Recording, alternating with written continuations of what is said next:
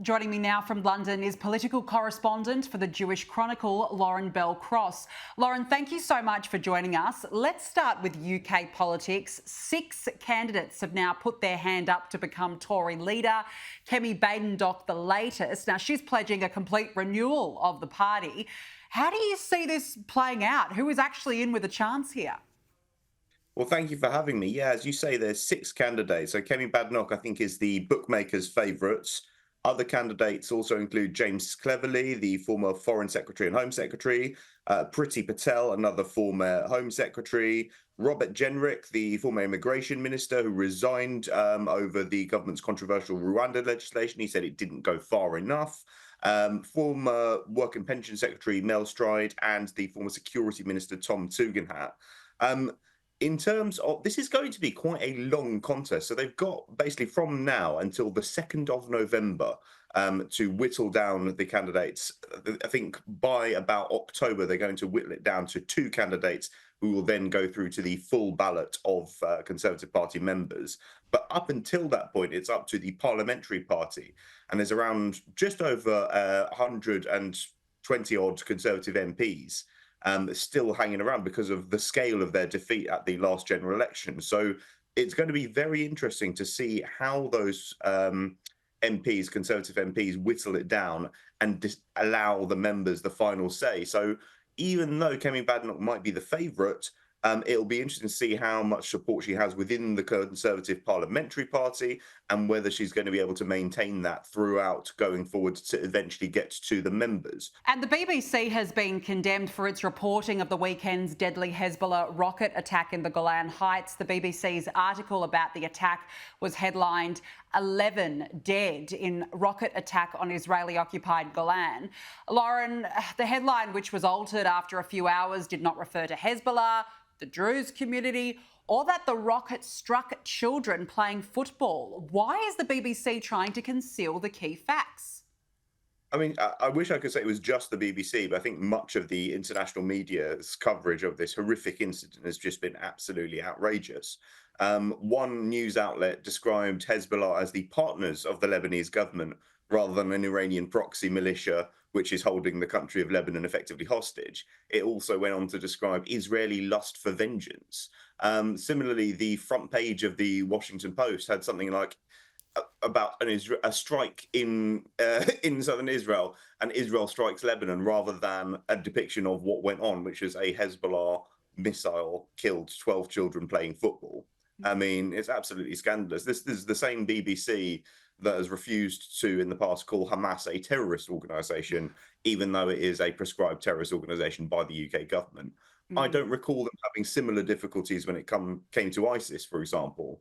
But I think this is an ongoing issue and has been so since the 7th of October, Mm. and it's something that they've come in for a lot of criticism for. Yeah, and well-deserved criticism as well. It's just extraordinary. And Lauren, since the attack by Hezbollah at the weekend, there are now real fears of a broader conflict in the region. How do you see this playing out now? Well, the truth of the matter is, what's gone hugely underreported in so much of the media coverage of the conflict in Israel is that effectively since the 7th of October, Hezbollah has been indiscriminately shelling Israel and the north of Israel. There are around an estimated 60,000 people that have been displaced, internally displaced within Israel, because it is not safe for them to live in their communities along the Lebanon border. And I think one has to ask oneself, what country on earth would tolerate a reality in which 60,000 of their citizens had to be displaced because of rocket attacks from a terrorist organization? And this is the huge dilemma. Of course, there is now questions about whether any kind of escalation is going to happen and what kind of response Israel is going to come up with. Because I think a lot of, even a lot of the Druze community are saying, why, what are you going to do about this? You can't let this stand. So it's not just a question of Israeli aggression. It's a lot of the a lot of the Druze community is demanding action on this Mm. for what they see as what is a horrific killing of 12 children playing football by a terrorist organization. It's absolutely terrible.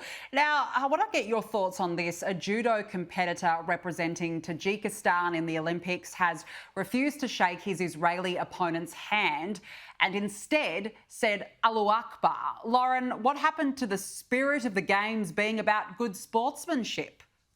Well, indeed, I think it's just absolutely wrong that this kind of thing happens and goes unpunished. Although some commentators have said that he got what was described as karma in the end, because in a later fight against a Japanese contender, he got absolutely slammed to the ground and dislocated his shoulder and started crying from the pain, which, we wouldn't wish on anyone. But some commentators said, oh, well, that's your karma for your unsportsmanly conduct in an earlier round against an Israeli contender. Now, let's talk about the US now. Donald Trump has called Kamala Harris's statement on the Gaza war disrespectful. Of course, the Vice President marked a very change of tone on the war last week. She declared she would not be silent about Palestinians, but also announced a ceasefire withdrawal plan. Lauren, Trump has said, I don't know how a person who is Jewish could actually vote for her. But what does Middle East policy look like under a possible Kamala Harris presidency, do you think? I can't see it being hugely different to the similar approaches taken by Biden or Obama. So broadly supportive of Israel, but with frustrations and clashes with Israel's prime minister, in particular when it comes to Iran. So I think Iran is going to be the big issue, which is going to be a big stick and point of contention between Israel and a potential Harris presidency. I think a lot of Israelis across the political spectrum, that is, don't think the Democrats get the issue and get how much of a security threat Iran is to Israel, both in terms of its role destabilizing the wider Middle East, supporting groups like the Houthis, various militias in Iraq, and Hezbollah in Lebanon, this kind of what's called the Shia crescent across the Middle East of just destabilizing existing regimes there and sowing chaos. And of course, you've now got the added complication that they're apparently on the break of getting a nuclear weapon or sort of capacity for nuclear weapons, which is going to add some tensions to an already pretty tense region. Very concerning indeed. Lauren Bell Cross, we have to leave it there. Really appreciate your time. Thank you so much for joining us. Thank you for having me.